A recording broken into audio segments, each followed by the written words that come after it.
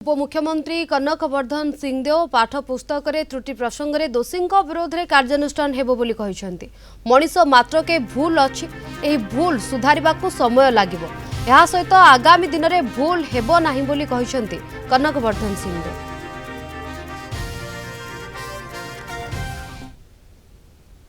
समस्ते जानिछु तार उपरे इंक्वायरी करिबा पई एवं जे भी से भूल भाल छपा छुपी करिछि ताकू तार विरोध रे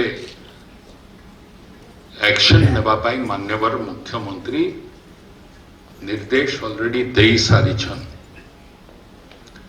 से ही कथा भी कहले मनुष्य भूल करे,